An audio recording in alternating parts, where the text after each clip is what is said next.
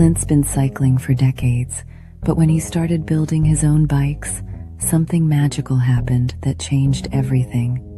I'm Shannon Scott, and this Wednesday on the House Mama Show, I'm sitting down with someone whose passion became his craft, and whose craft became his calling. What started as a love for the open road transformed into an art form that connects him to something much deeper. Clint Dowd isn't just a cyclist or just a custom bike maker. He's someone who discovered that when you create the tools for your passion, you unlock a whole new level of purpose. We're diving into the stories behind his handcrafted creations, the unexpected connections that shaped his journey, and the inspiration that flows when you follow your heart this deeply. Join us Wednesday, December 17th at 5 p.m. Eastern on the House Mama Unity and Community Podcast YouTube channel. Trust me, this conversation will shift how you think about following your own calling.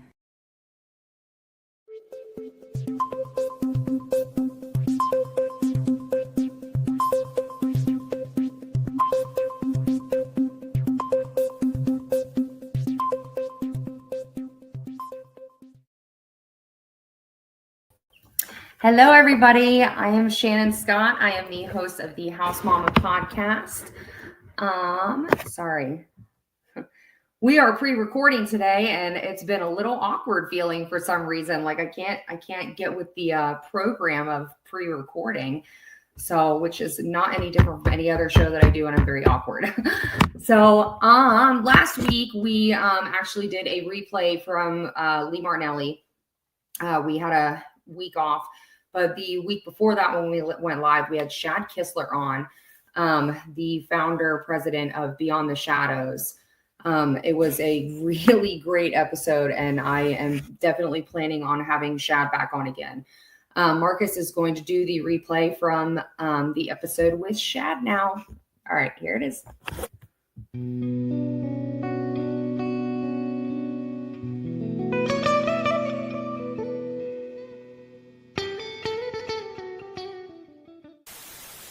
Hello, everyone. I'm Shannon Scott. I am the host of the House Mama podcast. Without further ado, we are going to have Shad Kistler on. So, hello, Shad. Hello. Kind of excited to be here. I know, I'm excited to have you. Say we share a lot of the same views. I'm pretty anti-religious, but I'm still pretty strong Christian, which is, I don't know, I'm different. I think there's a good blend of Eastern mysticism and Christianity. You have that deep yearning and desire to fit in and belong and just be a part of stuff. And I wasn't. My sister was more popular. You know, she was the cheerleading captain, the prom queen, all those good things. And I was just like I would say I wasn't much different than most headbanging, 80s kids. Yeah.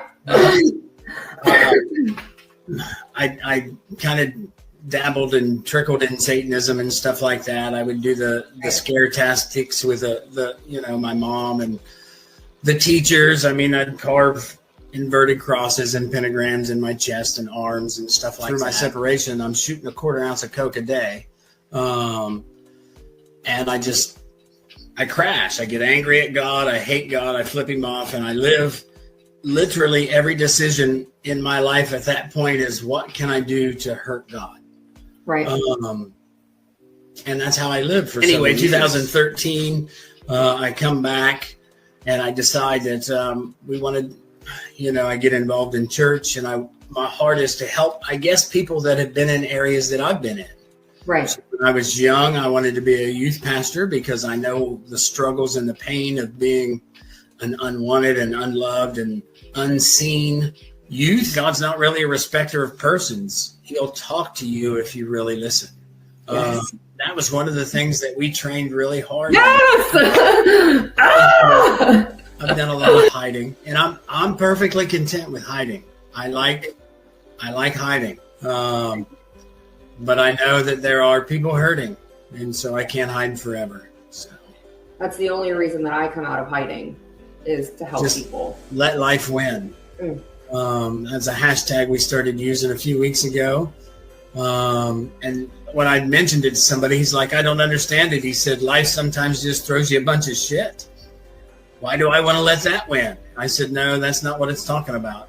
I said, when you're going through those daily struggles and when you don't want life to win, when you want life to end, when you want this, mundane existence to be gone, that's when we choose to let life win.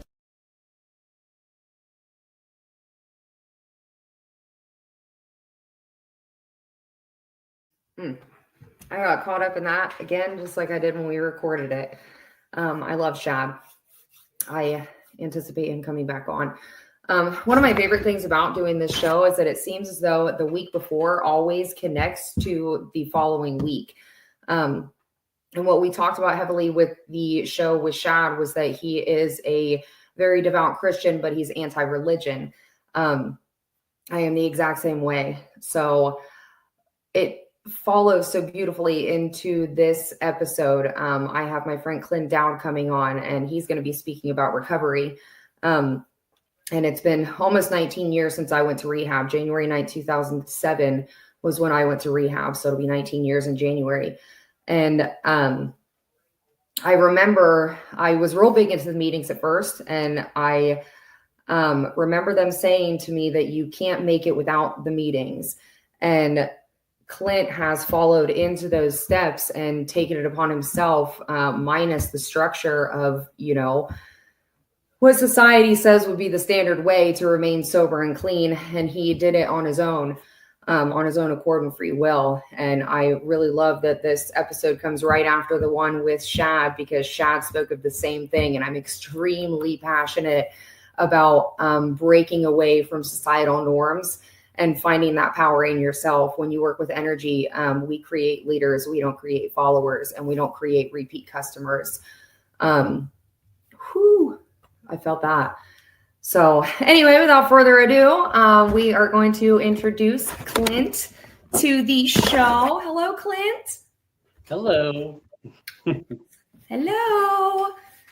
All right. So I was kind of getting into a little bit of what you were going to be talking about, but you and I had talked earlier today, and I said I was just kind of going to lead you in how they do in, typical AA and NA meetings. They always ask you when you're telling your story, what happened.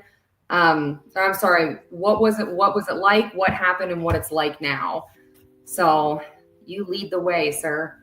All right. I'll just quick backstory. Well, not quick, but we'll do backstory.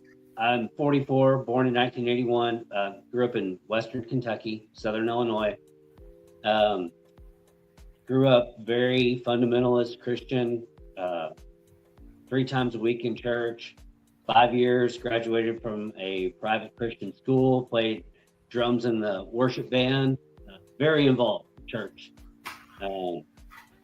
I was diagnosed with ADHD, and I believe I was in the 4th grade, so 8 or 9 years old, and prescribed stimulants, which I stayed on consistently until I joined the Navy at 19. I had to lie about my ADHD in order to pursue a career with the military, and therefore was not, I was not able to take any meds through that. Where to go with that? I think that caused a lot of dysregulation of who I am, but at the same time, it was really beneficial. I graduated high school with honors and had scholarships and full rides. And I had a full ride to the community college, which I ended up dropping out my 2nd semester. There's a whole story with that. I don't have to really get into that, but it was I don't know, it was difficult. The hardest part was being just always really awkward on meds, and I didn't realize, I thought that was just who I was. Right. Very diligent. I did well in school, like I said, but I don't know. My parents got divorced when I was 17. I didn't grow up in a broken home. It was more like a breaking situation. And I don't know. my senior year was kind of difficult. It was, I played it off like it wasn't, but I'm convinced now I was really depressed. Wasn't sure what I wanted to do. I had focused on like going into physical therapy in college. And by the time I was going to graduate, the field was full, like completely full. And there was no guarantees, even with, 4.0s, whatever. There was no guarantee of getting into a program. Right. So when I started college, I took the full ride at community college, not knowing what I was going to do. I had no direction. And I was still going through some depression and different things. I was a good kid, again, didn't smoke or drink or party or anything in high school, nothing whatsoever. But I don't know. I was always the odd man out, and I was okay with it for the most part. But when I got out of high school, I kind of didn't have that support system around me, and that I didn't even realize was there.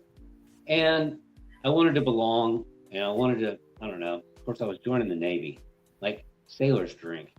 Like that was part of it, And so I went down that road, and it escalated really quickly. I was underage, so when we would go out to the bars, I would like pound my drinks, like if I could get them without an ID, I would pound my drinks, as fast as I could, and it became like a race or a competition, which is fairly normal with sailors, I guess. It's like you can go under the table, and I got quite good at it. But I don't know. I was discharged early from the military. So when I joined the Navy, I had gotten into the nuclear power program, which is like kind of MIT technical school for the military, like a nuclear engineer. And that was great. This is like, I think at the time it was rated the second hardest technical education you could get in the country. And I was, it was all these bragging rights and whatever. Right. The material wasn't that hard. It was the pace at which we did it. And of course I was unmedicated at this time. And I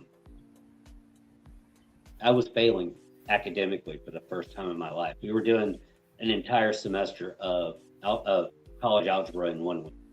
Then we would do university physics in 2 weeks. It was wild, but I was failing for the first time academically ever. I again, went into depression, didn't know what I was going to do. I knew, and there were a lot of horror stories, from people getting kicked out of the program, and like, you'll never do anything with your life if you get kicked out. Anyway, long story short, with that, I ended up with no school in the military, stuck on a destroyer in an engine room, wiping up oil and like taking readings on gauges, and it was miserable. I was happy to be in. I got out of boot camp 2 months or a month before 9/11 happened. I was in school in nuclear power school in Charleston when 9/11 happened, and everything changed. Every little thing was serious trouble. Yeah. And for me, as traditionally the good kid, it was kind of terrifying. Like, I hated being in trouble. Absolutely hated it. Like, I was a rule follower for a long time until I wasn't. Right. Yep. Until you're not. Yeah. And everybody, well, that escalated quickly. Yeah.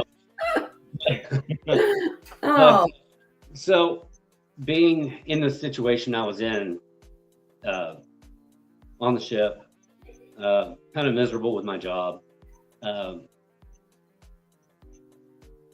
started smoking weed in the Navy, and I never got caught, so I never got in trouble for drugs in the Navy. But it caused a lot of problems. I'd be late to work. I would miss work, which is a big deal in the military. But anyway, I ended up getting discharged for it. Like, I've had 4 Article 15s in a year and a half, which is wild. And wait, so what is that? What is that? Article 15 is just like a disciplinary, it's an official disciplinary action, which is basically involves procedures within military justice law. And like, if you miss work, you are AWOL. Right.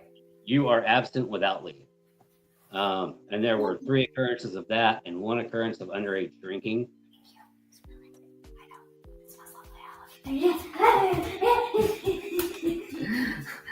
Sorry. No, occurrences of AWOL. One time it was 2 weeks, where I attempted to take my own life. I was depressed and didn't know, like I said, no direction. But one of the periods of AWOL was 2 weeks, and then I got caught underage drinking once. It was a month before I turned 21. And they sent me to a correctional custody unit with the Marines, where we literally sang cadence and swung sledgehammers and made big rocks into little rocks. Like, no. I mean, oh yeah, it was wild. I dropped 30 pounds in 30 days. Like, it was nuts. No, that is punishment. I worked for the railroad and I built railroad by hand, and that is solid punishment. To this day, I don't want anything to do with shoveling rocks. I'm like nothing. And big rocks into little rocks. No. Yeah. And they disbanded that program. They deemed it inhumane or whatever. Oh, well, I imagine. Yeah. I was grateful for it when I got done with it. You know, like there was no physical harm done to me. Right. And I got in crazy good shape in 30 days. Right.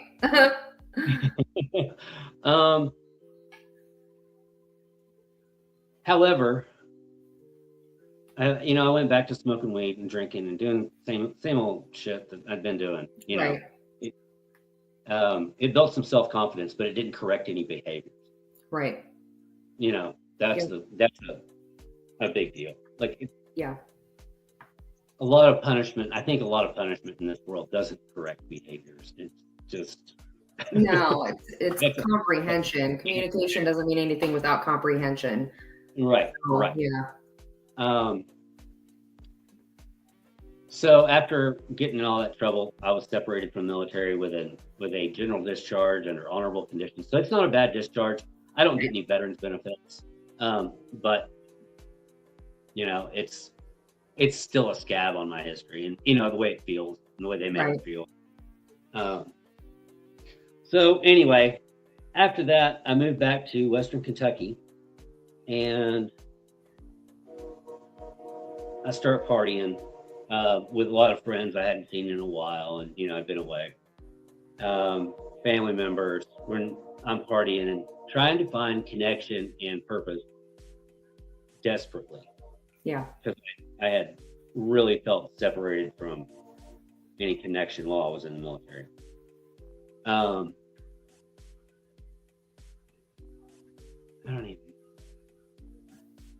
can't even put my finger on a lot of stuff at that exact point. But I got back, I'll tell you what, I got back on stimulants to try and like see if that would help me refocus my energy, like do something. Job market kind of sucked. I got it, was working construction. But what I found out was that I could abuse my stimulants at that point. Like, started snorting Ritalin, like a lot. And for the next 15 years, the better part of the next 15 years, I would go through 90 pills in a week every month. I would have had a heart attack. Flat out. And whatever. But you know, say selling them. I really wasn't selling them. I was sharing them more than anything. Right. For anybody that would hang out with me while I was getting high. Yep. And if I wasn't abusing them, if I was going through a period of trying not to or whatever, I would take them in the morning, take them like I'm supposed to. And in the evenings, in order like to deal with coming down, I would start drinking. Mm-hmm. A consistent pattern for 15 years. And it just, I hit it so well. I have some of my really close friends when I went to rehab, you know, and told my story to when everyone found out. They were like, I had no clue it was like that. You know, it was, I just thought I was crazy. Right. To an extent. But I mean, there was other drug use in amongst all that, but that was the biggest part of it, was like making it till my next script came through. Right. Going through that, then going through withdrawals, continuing to drink. I was in a bad loop for a long time. And I would blame whoever I was in a relationship with, I would blame them for not noticing. I didn't ever want to like turn it in on me, you know, like Right. I knew I had a problem, but it was like, you didn't help. Yeah. Right down to like every time I was looking for somebody to help me. Yeah. But I couldn't, I was too embarrassed, and I was too afraid to come out and say it because I didn't know what would happen. Right. Men are more pre-programmed too to not be very open with, you know, any kind of struggles. Like men are taught more, you know, especially when you're in the military, they're taught more to, you know, just deal with it like you're a man, you know. So I always find that it's harder. I work with a lot of men, and men always seem to struggle the most, obviously, with reaching out or finding anybody that notices, that, you know, is aware. So yeah, there's that. There was also like, it's feeling safe. Like, you know, like safety is a big word now. And I think it's a really important word that needs to be bigger. Yes. Safety in conversation, safety in connecting. There's not enough of it. No. There's not enough safe people out there. Mm-mm. You know, I began to not trust people because I would hear what is said, what might have been said behind my back. I was also paranoid. I was on speed. But at the same time, you know, it was just, no one felt safe. I felt like I was going to be judged. I felt like I was going to be, there was a lot of fear. Yeah.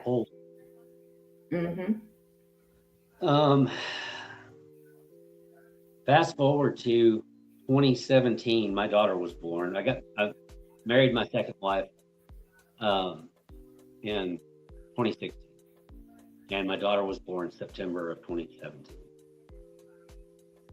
2018, February of 2018, there was a big, massive come apart. I mean, the wheels came off the first time then, and I had to get sober. Had to try and get sober. One of the guys at work was like, hey, I know you got to quit drinking. This is the thing. I was taking my stimulants properly at this point for the most part. Trying. Right. However, I was drinking a lot. Every day. I lived an hour from work, and I would drink 2 bottles of sake on the way home from work, and because you couldn't smell it on my breath. Like, yeah. I've been there. And there was a big blow up at home. I divulged how much I was drinking. I was like, I don't know what to do with myself. Guy at work offered me, which I had experience with it in the past, but he offered me methamphetamine to help me quit drinking. And I was like, that's legit. Like, like I'd be so spun that I won't want to drink, and I will crash when I come down. Like, I'll just go to sleep. I know how this works. I've been here before. Yep. I had never been in a pattern with methamphetamines. Obviously, Ritalin and Adderall are amphetamine, Right. but not near as potent. No. So here I was, now addicted to methamphetamines for about a year. Following that, I had just got started in my career making almost 6 digits. Not quite, but I would be within the next 2 or 3 years, easily. Had a career, had bought a home here in Paducah, had a wife, had a child, everything was on the surface very good. I was not drinking for a few months. And then I started drinking again to come down off of the stimulants. When I quit doing meth, I went back on Adderall. Yep. I was able to get off methamphetamines on my own by using the Adderall. Right. Granted, I was taking it as prescribed.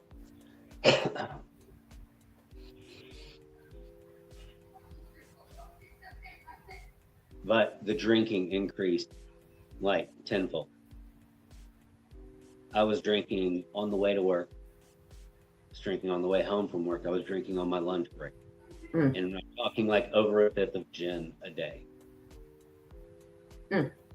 On the weekends, if I could get away with it, I would drink a handle in a day. Like it was a lot. Yeah. And I was sneaking around. It was things at home were terrible. I don't really want to get into the horrible details of the last time the wheels came off, but I'll say this. I was accused of domestic violence and child abuse on September 2nd of 2020. Following that argument, I started drinking and was going to be leaving town because I lost my job for one. This is one reason we got to fight in the first place.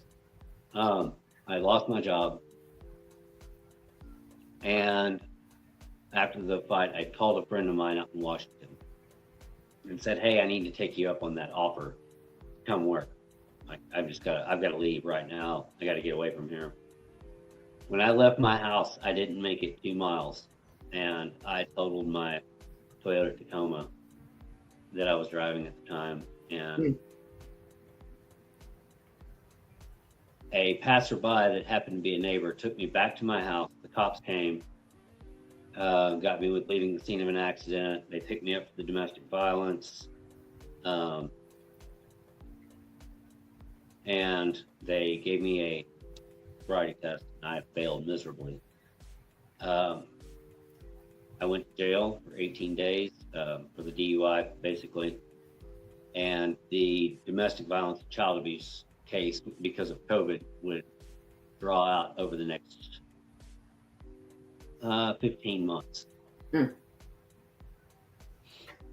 child abuse charges were dropped. Domestic violence stuck. It was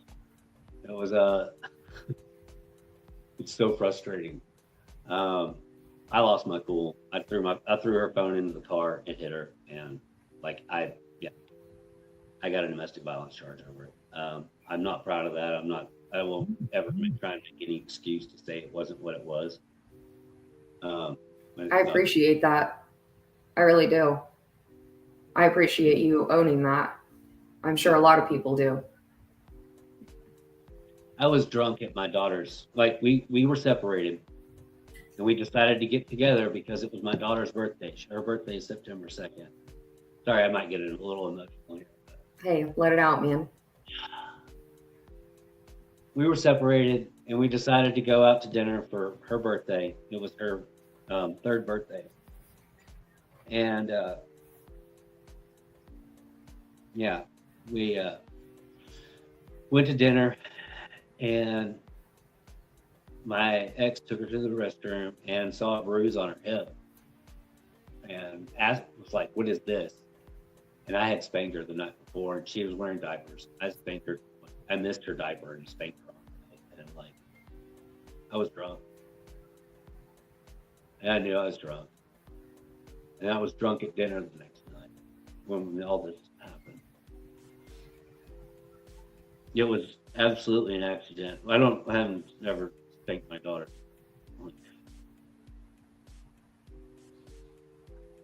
Anyway, I can't. You're safe here, man. It happened. I gotta tell the story because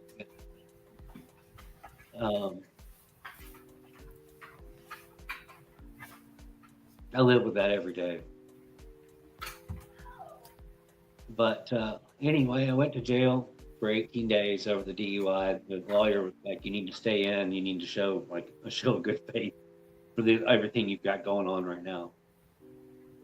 When I got out of jail, my mom and stepdad had lined up a rehab for me to go to.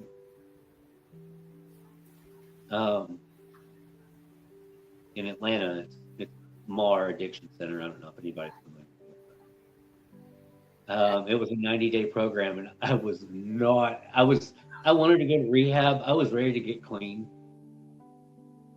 I was at rock bottom. Like, I didn't have anything. I didn't have a job. Right. Family was falling apart.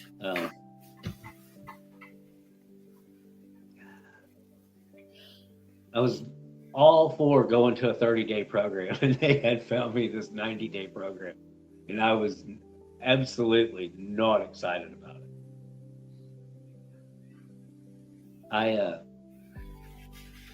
But like, that's what was in front of me. That's what I had to do, and I've never been terrified of anything other than getting sober. Yep. Trusting people with it. Yep. And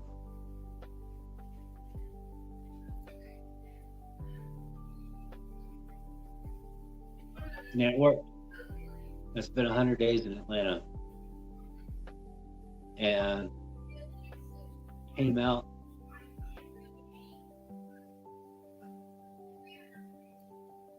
person I always knew I was. Well, a version of the person I always knew I was. I didn't have anything, and I was still happier than I was making $80K a year. Like, yeah, these are the promises. Yeah, these are the promises. It's like, you gotta, like, when they're selling you that shit in rehab, Real. AA, you gotta buy that. Like, they're selling it to you. They're like, there's no value. I love this. The only value that those things have, all the things you're losing right now. When you're in rehab, your credit tanks, your spouse leaves you, like, all these things go away. The only value those things have are what you're placing on them right now, even though they're not worth anything, because they're gone. They're all gone. There is no value in that. The only value that the only thing that has value is your life and your sobriety and how you build it. You build that value. You don't.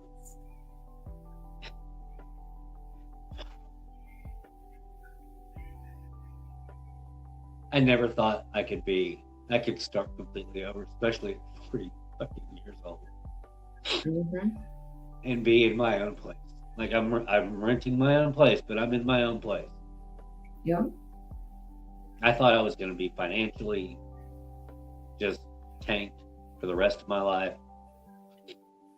I'm far from wealthy. I don't have a whole lot, but you have abundance. Yeah, and I haven't. I'm here for my daughter now. That's abundance. That is wealth. Yeah. You're sober, you have your daughter, you're in a loving relationship, you have your own home, you're doing something that you love and you're passionate about. When you hear the word abundance, a lot of people immediately jump to finances. They think abundance is, that you're going to be a millionaire. I'm not saying that isn't the truth in some cases. It could be in all cases. But yeah, abundance is what you have surrounded yourself with now. you have faith, you have integrity, you have honesty. I could go on and on. I hear all kinds of things. As part of the joy of being me is as you're talking, I'm hearing people speaking on your behalf. So I'd like to talk about after rehab for a little bit. What it's like now. Well, or even then, started then. When did you get clean? What's your sobriety date? September 3rd, 2020. So I've just had a 5-year anniversary. Congratulations. And let's see. So I got out of rehab in January of 21. I went to Washington, and worked with my best friend of like 25 years. Like we went to high school together. I graduated with 11 people from my private school. Dang, yeah, I get it. Our schools overseas, man. My graduating class overseas had like 21 people. Phenomenal. Love it. Yeah. I love that. We had been best friends. He'd lived on the West Coast and back here, and we'd always stayed in touch. We were like brothers. He had said, if you ever get flying, you can come out here and work, and he did. He's a amazing carpenter, and was building houses on a 30 square mile island in the Puget Sound. And he's like, yeah, come out here and work. You can live with me and my wife, yada, yada, yada. And I was, man, this is risky. Like, living in with your best friends is not ever a great idea. No. And I knew that. Especially as an adult, you really realize, how important your space is over 40. It was like a square foot house, and I was up in the loft, and it was things went bad while I was there, and I haven't talked to him since. I mean, it was 2 months of living there. There was a falling out. I'll spare the details of that, but it hurts. There's not many days I don't think about him. But you'll reconnect. Maybe. So anyway, I'm out there, I'm working. After 2 months, I move into a 30-foot camper, which is quite common on the West Coast to live in the camper. I mean, it's pretty normal. I know, like where I live, if you live in a camper, it's a whole different story. But like, I don't know, the Pacific Northwest, there's lots of people who live in campers. So anyway, I was loving it. No TV, no Wi-Fi. I would roam on a Canadian cell phone signal. Yes, sign me up right now.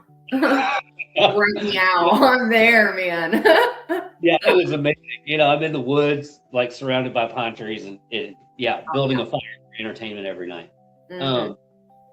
So I finish out working there, and while I'm there for a total of about 6 months.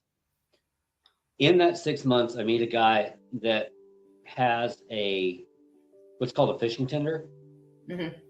And fishing tender is a boat that goes out to fishing boats, picks up the fish, and takes them back to the cannery at the dock, right? For processing. Right. But he's in Alaska, and he's acquired a new boat, and he needs a boat engineer. Well, I have engine room experience from the Navy, right? Right. And I'm telling him, I'm like, I have not been an actual boat engineer, like in charge of the engine room. And I'm making it very clear. He's like, oh no, you'll be fine. I'm going to hook you up with a good captain, and you'll be fine. I just need somebody to fill the spot. I'm like, sign me up. So after 6 months in Washington, July the 1st, we get on the boat and make a 3-day trip.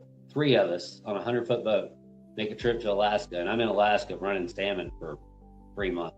Like, this is really wild. Like, that would be awesome, though. I would love to. I don't know. This is when I adopted my motto: if it's not an adventure, I'm not fucking going. I know, that's right. Yeah. I say that, but then I don't ever leave my house. So you do leave. That's an adventure. Yeah, it is. We're going to the Pollen store today, guys.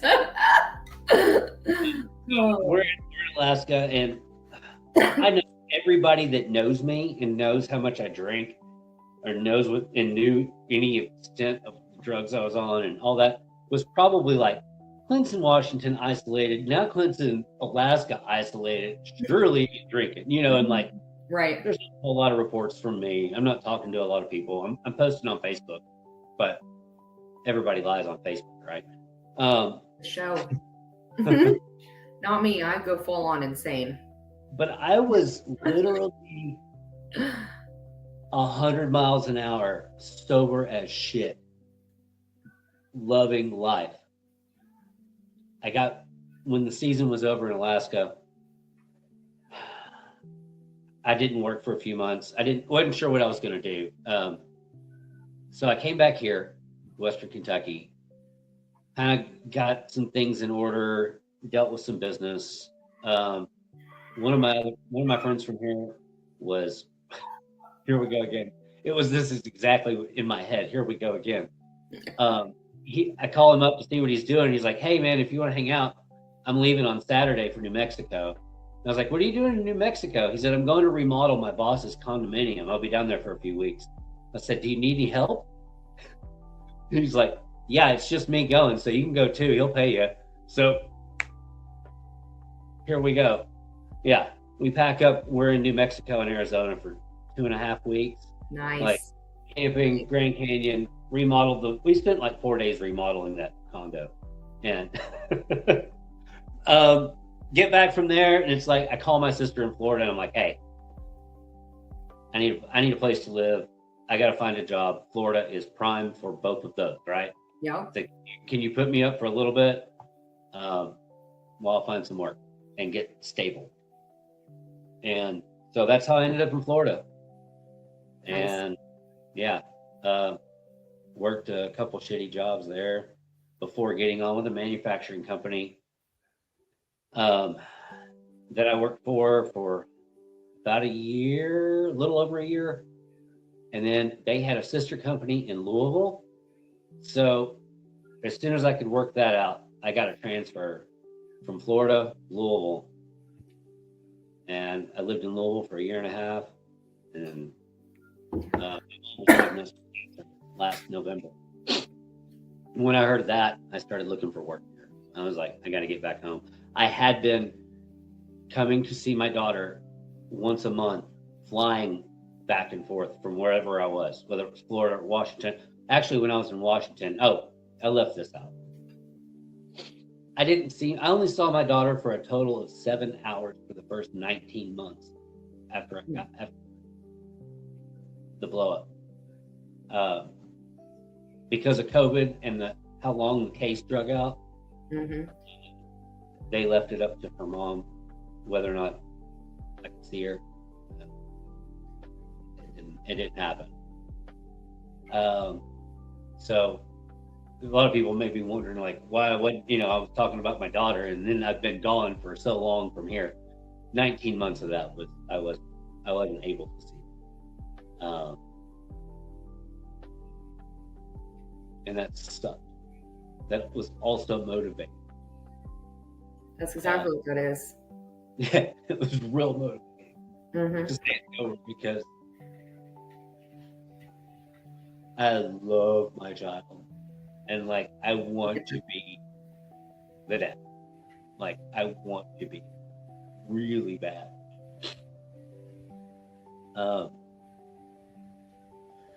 So when I was in Florida, once a month I was on an airplane coming home. That was my visitation, once a month, and I made it happen. Broke as shit, made it happen. I had significant others that helped to make it happen. I had family members that helped with transportation.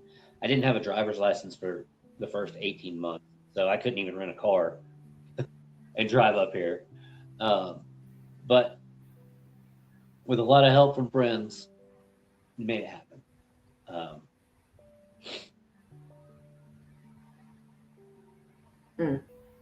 Yeah, so really involved with her. Now where? What now? What now? What's Clint's life like now? It's good. I got a shitload of bicycles. I know, I'm dying about the bicycle thing. I swear. I'm waiting. I love the bicycles. I love what you do with them. So what happened was I gained a lot of weight between, I don't know, 2019 married life and then getting sober. I gained a lot of weight. Oh yeah, it takes it out on you. That's for sure. Yeah, I'm 5'11" for reference. I got up to like 260 or 265.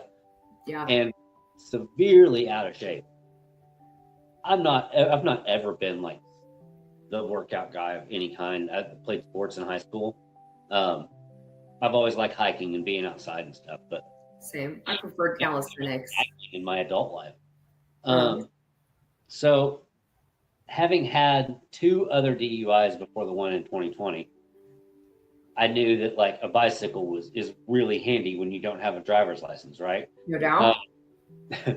So I'm in Florida. Everything is pretty, like, things I need are in a biking distance. And I'm like, okay, I got to get a bike. I'm in an Uber one day, and the Uber driver is on the phone with some guy from Facebook Marketplace that's wanting to buy a bicycle, and he hangs up with him. He's like, man, this guy keeps canceling on me. And I'm like, what kind of bike do you have? That's it. That's where it started. I bought 2 bicycles for $100 from this Uber driver in Florida, and I started riding. In a year, I lost about 50 pounds. Heck yeah. And now I hover just under about 200 pounds now. So I lost a shitload of weight. And I was riding to get out of my head. I was riding. One thing I did was I would sign up for these fundraisers, like where you ride 200 miles in a month for American Cancer Society. Right. You put it on Facebook, like, hey, donate to my cause, whatever. Right. Yeah. Bicycle 75,000 miles. I had this commitment. Oh. I had to raise this money and I had to ride these miles, but I'm also getting in shape in the process. And I think I did 3 of those. But then by the time that was over with, I was addicted. Like, I was like, a bike. I want another bike. This bike's for this. I need a bike just for cruising around. Oh, now I need a bike. Well, then my bike maintenance, which I had no clue how to do. I mean, I could change a flat. I could maybe fix a chain. But my bike maintenance was getting expensive. I had like 4 flats in 2 weeks. And I was like, this is not working for me. So I get on YouTube. I learn how to fix my own bikes. And then I go down this rabbit hole of like these 90s mountain bikes are super plentiful, right? Like there's tons of, everybody was buying a mountain bike in the 90s or a cruiser or whatever. And they're all over Facebook Marketplace and they're cheap. Like they're $100 or less, whatever. Well, there's these YouTubers putting modern parts on old bikes, not investing a ton in them, but they look so good. And I'm like, I can do this. I can do this. So I have hundreds of hours of watching YouTube, teach myself how to fix bikes. And I acquire a few here and there to like tear down and like really see how they work and hopefully put them back together. Let's see. Oh, so I'm in Louisville and there's a bike co-op, right? A bike co-op is basically a community bike shop where you can learn the skills to fix your own bike by volunteers that are working there, or you can volunteer and help, whatever. Parts are used and cheap. Bikes that are put together already are used and affordable. They're not necessarily cheap, but they're affordable. Right. And I go in there to learn some stuff. And one of the guys, one of the workers introduces me to one of the other workers. And he's like, hey, this is Clint. And he knows a shitload more than he realizes about bikes. And we need to get him a name tag. And I'm like, oh, shit. And he works here now. Exactly how that happened. Yeah. I had like 3 bike projects when I started going in there. And it took me months to finish them because they wouldn't let me come in unless I was helping other people, which is great. This is what I needed to be doing. Yeah. So back to sobriety, how that fits in there. Service doesn't have to be in a fucking AA meeting. That is a great service if that is a life you can live. If you can be in that environment, not be dragged down by it, not relapse in it, AA is amazing for service. If you can be there and help other people, I firmly believe that's where you should be. Mm-hmm. I support AA and NA and all of that because not everybody has the opportunity to connect with other people. Right. That maybe I have. Yep. Connection is the opposite of addiction. I mean, and you do that in meetings. I'm not good at attending something for the sake of attending, and that being the required, I don't know, like participation. Like, I didn't feel fulfilled by that. Right. I stopped doing meetings in 2021 because it was, and a lot of people say this because it's depressing, but for me, it wasn't uplifting. I don't know that I was depressed, but I didn't feel like I was, and we were doing a lot of video meetings back then because of COVID, like right. calling meetings, things like that. I kind of had to find a workaround. I did have to attend some in-person meetings here and there for DUI classes and anger management. Speaking of anger management, I learned so much in that. Yeah, me too. I want to use those tools. Like, I took advantage of that. I was mad about being there. Mm-hmm. I was working nights, and anger management was at 9:30 on a Tuesday morning when I should be in fucking bed. Yep. Yeah.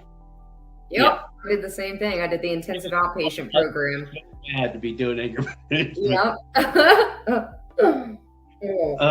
But no, I did. I learned how to communicate my feelings between rehab and anger management. I became very in touch with my feelings and learned how to communicate them to almost anyone, depending on the safety of the situation. Correct. That should that should always hold true. Yeah. So, forever and ever, amen. Yeah. So. Now the bikes, it's my happy place. Going through old. If I find somebody's got a tub of old bike parts, I could be there for hours. But no, it's worked. No, I want my custom bike. I want to get a custom bike from you. I love my bike. I have my bike outside. I love it. Huh? If it's cold, if you're cold, it's cold. You need to bring it in. Oh yeah, that's not gonna happen. My cats, are you kidding me? I'd wake up at 2 a.m. because my cats would knock it over or be batting at it because there's a bell on it. I'd wake up to no.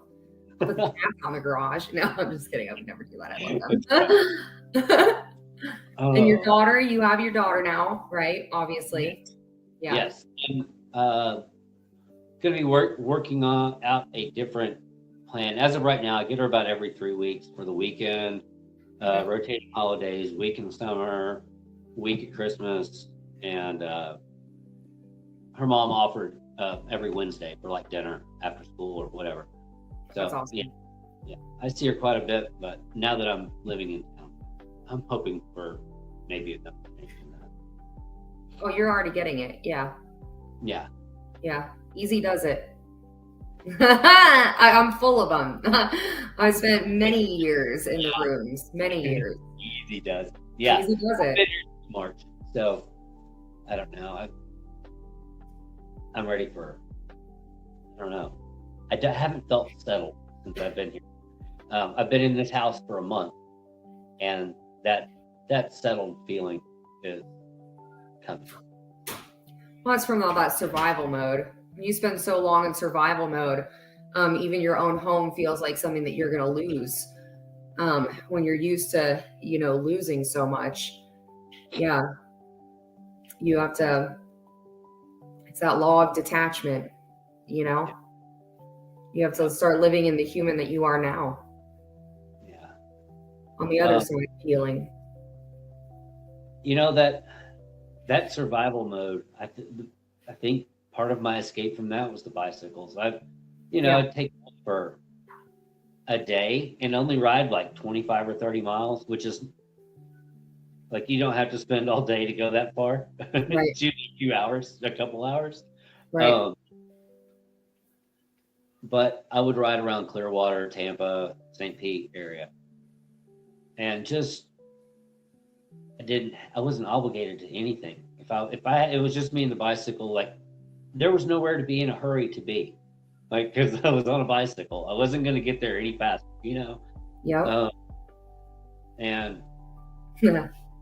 Yep. I'm not a real competitive person outwardly. I will challenge myself. I signed up, this is funny, last year, I signed up for a multiple sclerosis benefit ride in Bardstown, Kentucky. And I signed up for the 30-mile ride. No big deal. Like, I can go out and do this before breakfast, like whatever. Right. I missed the turnaround and ended up doing my first 100-kilometer ride, which is 62 miles. Oh, on accident, huh? I had pulled over at some point and I hit like 35 miles. I've been like, I'm in the wrong place.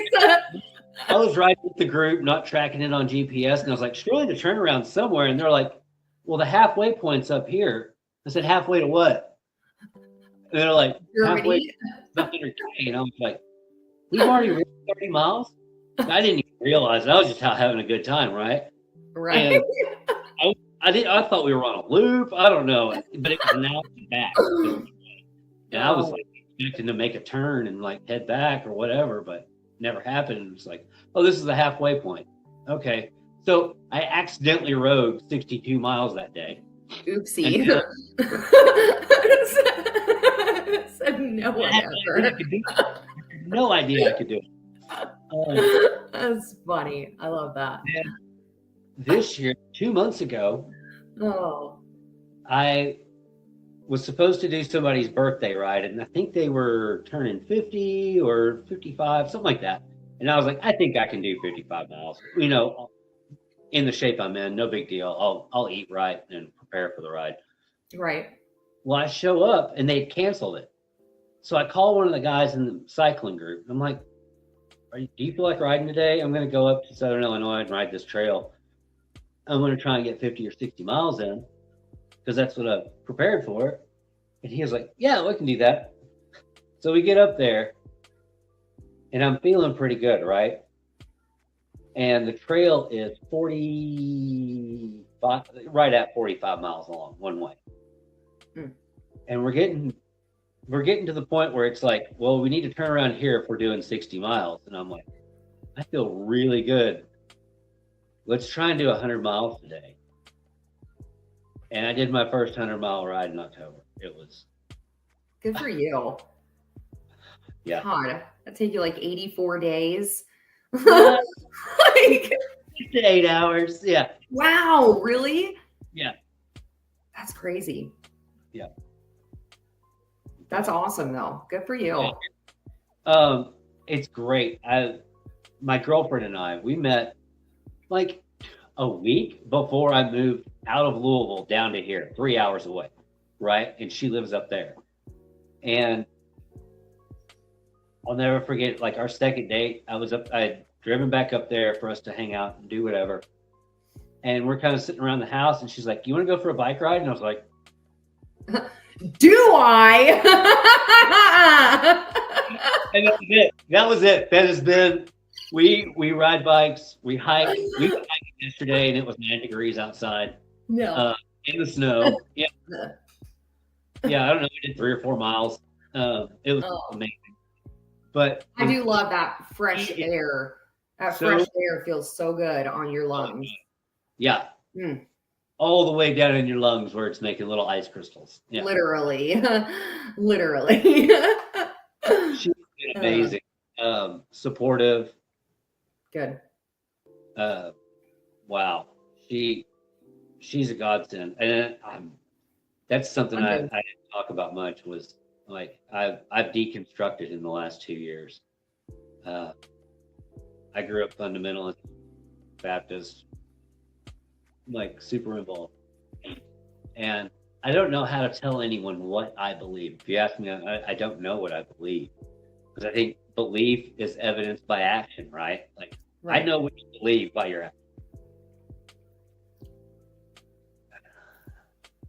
And I know that my actions don't reflect the church. I do know that my actions reflect the morality that we're told, not necessarily from the Pauline dogma, but from more from Christ's example. And like, I just don't get along with people that don't treat other people well. And Right. big struggle with that in the church. Yeah. Yes, very much so. The Christian nationalism really turned me off. At this point, I mean, I went down the whole new atheist rabbit hole, stuff like that. Kind of an agnostic. I just don't know what I believe. But I do know that spirituality looks very different for every person. Mm-hmm. And if you're not, everybody's path is different. Then you're just using someone else's dogma. Yeah. Everybody's path is different. At the end of the day, people that are agnostic that I work with, I always tell them, you have faith. You don't have to put any kind of label. What I believe, you have your integrity, you have your faith, you know what I'm saying? So it's not necessary to always fit it into a category. Yeah. So yeah. And I've there's been some blowback from me making those decisions, in family. Oh, I'm sure. Yeah, major. But I don't know. I was big into Christian apologetics and young earth creationism and all those things. And I found enough. I'm not saying there's not evidence for those things. I'm going to be very clear that there is evidence. There wouldn't be an argument if there wasn't evidence, right? Correct. Yeah. So there's an argument both ways because there's evidence both ways. And I don't, what the hell? It's like at this point, I've questioned one side. I spent most of my life questioning the mainstream. And honestly, it doesn't matter if I'm not sober, present, and the best person I can be for my daughter and myself and my girlfriend. Right there is just a belief. That's a belief in your higher self. And that's one hell of a place to start. So, yeah. You have anything else you want to say to people?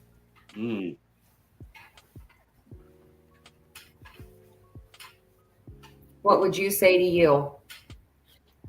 Oh, gosh. What would I say to me? Be nice to yourself. Hold yourself accountable, but do it kindly.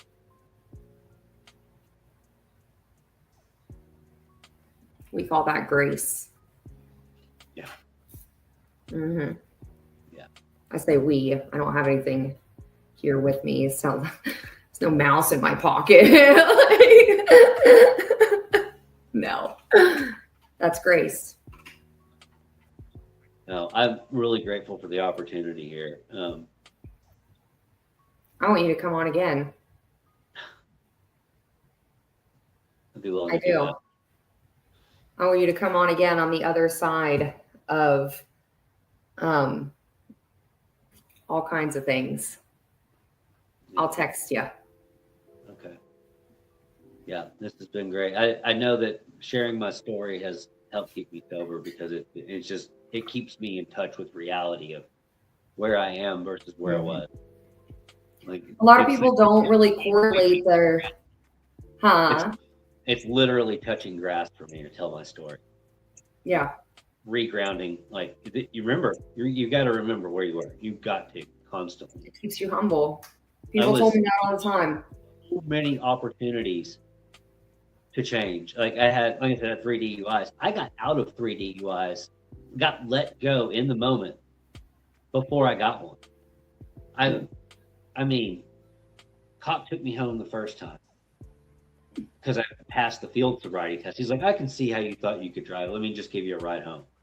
Second time, never has that happened to me. Like, there's your chance. There was your chance to turn around. Then, I tell the cop, I just left a party. I drank a 12-pack of Miller or something, and I'm flying through town. And cop pulls me over, comes to the passenger window, can't smell the booze.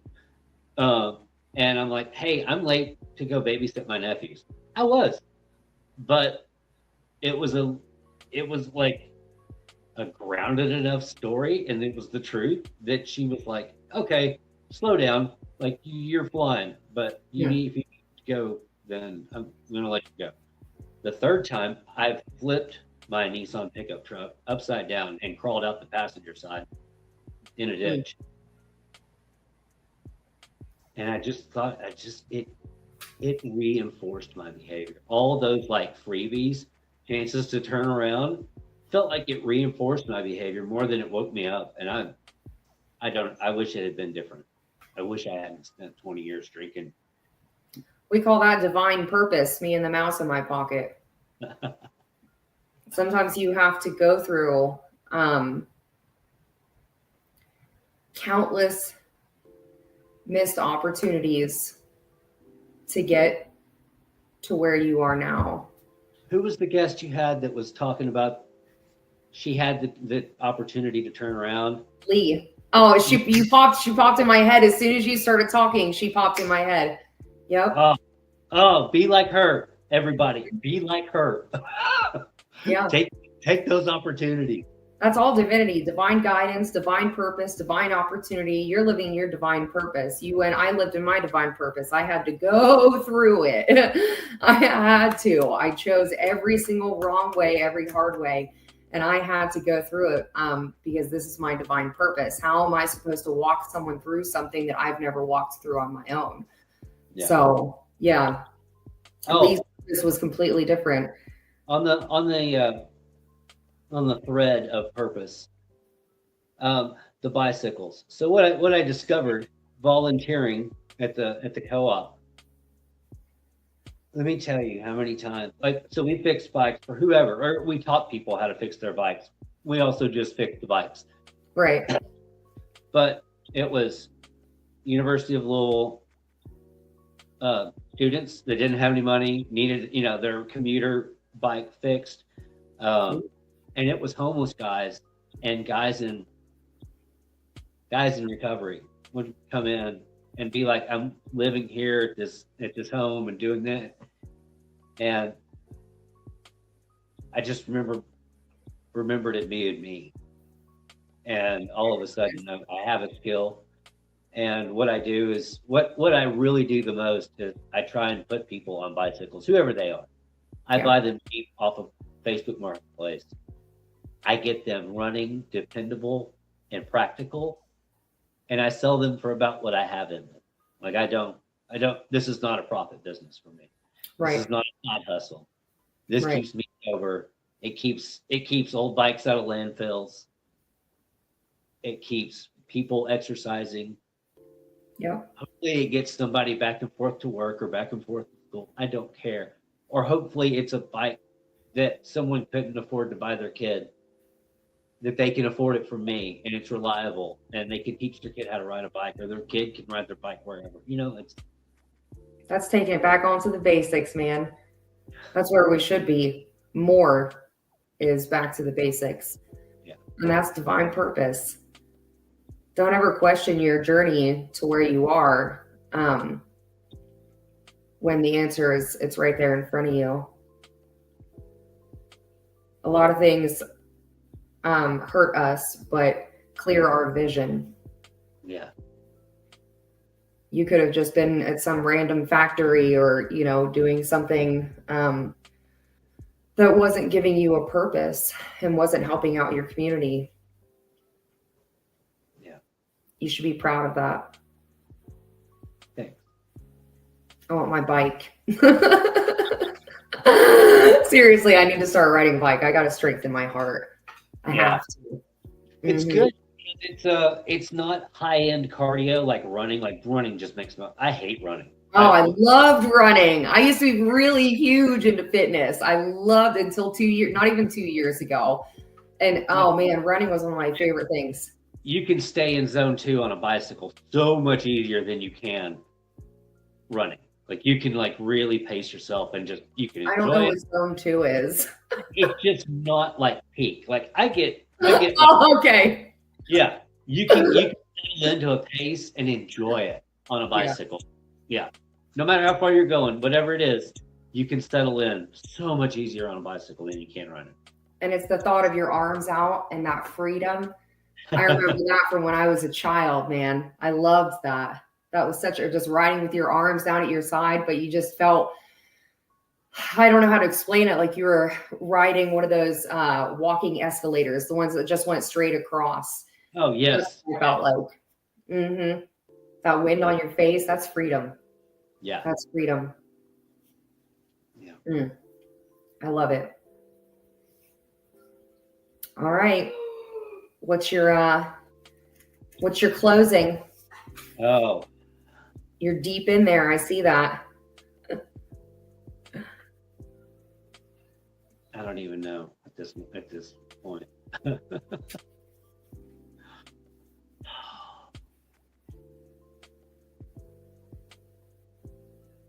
Keep your side of the street clean. That whether it's your health, your mental health, your relationship with other people, keep your side of the street clean. And you don't have to preach to anybody. You don't have to fix anybody else. You don't have to blame anybody else. If your side of the street is clean, it's the most peaceful thing you can have. Touche. I appreciate you coming on, man. I appreciate you being so candid and open. I understand speaking about painful things. I really appreciate you doing that. Truly. I only do it in the hopes that it gives someone else hope.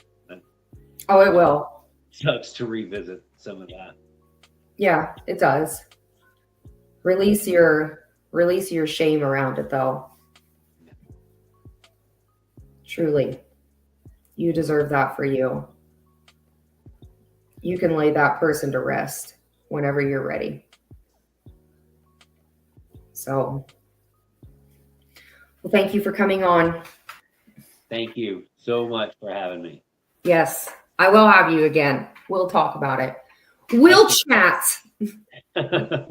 All right. Yeah, that sounds good. Maybe a little less backstory and some more like. I like the backstory too. Yeah. That connects the pain and the purpose. Yeah, we can check out some other avenues. I'd love to check out other avenues. Yeah. I want to check out the avenues that bring you passion too, because I see it just brewing in you. And I love it, especially the bike thing. I love that. I love it. All right. Well, thanks for coming on, Clint. Thank you. And I will talk to you soon. All right. Bye. Man, I'm extremely passionate about the recovery community. Like I said, January 19, 2007 will be 19 years since I went to rehab. And I had my very first spiritual awakening the first night that I was in rehab. And I spent many years after that very active in the recovery community. I would give my leads. I've given my leads several times. I was a sponsor for people. I did my 12 steps twice. I was in the rooms for years, and I'm still very, very close with a lot of the people that I met in the rooms as well. And I still very much actively work with people in addiction. I can sit in a, dope house or go to church. It doesn't matter either way. I remember it was very lonely. It was a very low feeling. It was very lonely. And it is really, really starting at rock bottom and from scratch, because you absolutely have no idea who you are when you are using substances. You don't understand how to get through those emotions and those pain, because you are numbing yourself with so many substances. So I always said that the easiest thing for me was to quit doing hard drugs. The hardest thing for me, that has taken me 19 years, was to figure out who I was and who I wanted to be, and to really dig through the things that damaged me. So, and I love that he turned that pain into purpose. I used to be very, very physically active. I would lift weights twice a day. I was worked on a hog farm for, on and off for 11 years. I worked on the railroad. I've always done everything manual labor. So I'm very, very passionate about your mental health and your physical health. When I got sick almost 2 years ago, one of the things that saved my life was the fact that I was in such fantastic shape and fantastic health. But unfortunately, the very first thing that was attacked was my muscles. And I'm now getting to the point where I'm capable of doing physical things again. And it has really slowed my mind down. And I realized how much I missed that. It expands far beyond ego. I know a lot of people always talk about, wanting to look good naked. Being physically active far surpasses anything that your ego could even understand, and how good it is for you. I'm really, really grateful that Clint was able to come on and speak so openly about the domestic violence and other charge that was dropped. I am big into forgiveness. I wholeheartedly forgive, no questions asked. You cannot go far enough down that God is not going to pull you out. And I know that 100% from my own life. I'm not quite sure I could have gone any farther down than I was. And God not only pulled me up, but then he put me on the forefront and said, I'm going to use you to pull other people out. So I'm very grateful that he so openly spoke about that. And there's no question in my mind that forgiveness has already been given on his behalf for that. Owning your truth, owning your darkness. That's the only way to bring out that light, man. The light surpasses that darkness. And now he gets to turn around and give that back to his community while also giving back to himself. And that is, the law of karma and dharma as well. So, the amount of things that were wrapped up in what he was saying that could bleed into so many people's lives, and the understanding of that polarity. Very beautiful, very beautiful. I have just a very special place in my heart for recovering addicts. So anyway, that was a great show. I don't know if my microphone is working. I bought this forever ago. Plugged it in once, couldn't figure it out, and put it back in the drawer because I don't do technology. I have absolutely no idea if it's working right now, but it still looks pretty sweet, even if it's not. So, I'm glad you guys came into the show today, and we will see you next Wednesday. If nobody told you, I love you guys. We're all just walking each other home. We'll see you. Your ancestors are literally screaming at you to pay attention right now. The final new moon of 2025 is approaching, and if you miss this Sagittarius energy, you're missing your last chance to close this year with true spiritual intention. Sacred Kingdom is hosting something extraordinary on December 19th at 10 p.m. Eastern. I'm talking about a live mystical celebration where you'll join council members Luna Queen, Sarah B., Kat, and Crystallite for an intimate night of spiritual connection. We're diving deep with reflective journal prompts, resonant herbs and crystals, live card readings, and guided meditation. Grab your favorite tea or cacao. Settle in and prepare for uplifting conversation and pure magical vibes. This is completely free on YouTube and Facebook Live, with live oracle readings and an open Q&A where your voice matters. Don't let 2025 slip away without honoring this final lunar portal. Join us December 19th, 10 p.m. Eastern, Sacred Kingdom.